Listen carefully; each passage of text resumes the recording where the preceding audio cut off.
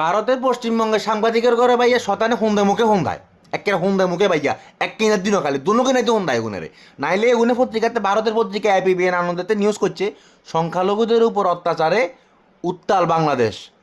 বাংলাদেশ দল থেকে বাদ লিটন দাস বিস্তারিত কমেন্টে। তো লিটন দাস যদি সংখ্যালঘু হওয়ার কারণে বাংলাদেশ দলের তো বাদ হয়ে যায়, সৌম্য সরকার কি এগুনের বাপ মুসলমান হয়ে গেছে কই? তাহলে সৌম্য সরকার দলে কোনো চোখে দেখে না?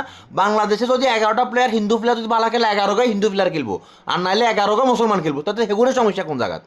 তোর গায়ে তো দলে কিনলে, তোর গায়ে তো সমস্যা কিনলে শত নাকি তোর করে ফোন মারে কেন? হ্যাঁ, আমার কাছে মনে হয় যে ভাই এগুনের আসলে নন্টু ফন্টন নিচে যে বল আছে না ভাইয়া, বল এগুনের ভিত্তিতে ফুটবলের হাম্পাস ছিল না, ফুটবলে হাবা দেছে আর সাইকেলের হাবা দেছে, ফুটবলের হাম্পাস দিয়ে এগুনের বলের হাবা দিয়ে এগুনের বল এগুন ভাই ফুটবল খেলন ভাইয়া। এগুনের বাপ মায় মানে টেয়ার অভাবে ভালা বেলুন কিনতে হারানো, সস্তা বেলুন কিনছিল, বেলুন হারিয়ে গেছে, হারা বেলুন তো নেগুন হয়েছে। যখন দেখেছে পত্রিকার ভিত্তিতে কোনো মানে রিস্ক নেই, পত্রিকার পেয়েছে ঠাস করে বাংলাদেশ লো একটা অহেতুক একটা গুজব ছড়াই দিব, এরপরে মানে রিস বাড়ি যাবে ওকে হালার থালা শতানে হুন্দা মুখে হুন্দা কেন?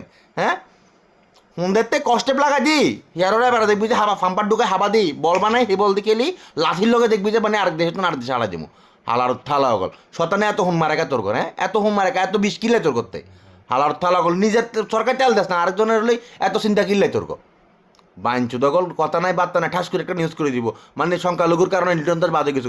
আরে লিটন দাস যে বাদে গেছে এটার জন্য তো তোদের থেকে আমাদের দেশের প্লেয়ারদের আরও অনেক বেশি মনে কষ্ট কিনলে বাদ গেল, হ্যাঁ তোর ফরম্যাট খারাপ এই কারণে বাদ গেছে না গেছে এটা আমাদের ইন্টারনাল ব্যাপার। এটা হলো তো তোর মাথা কামার দরকার নেই, শতনে এত খুন মারলে তোর ঘরে গরুর মুদ খা নইলে গরুর গোবর খা আলার থালা, আর নইলে নিজের বলেতে ফাম্পার দিয়ে হাবা দিয়ে বলে বাংলাদেশে আডাই দিয়ে আন্ডায় কিন্তু ফুটবল খেলি।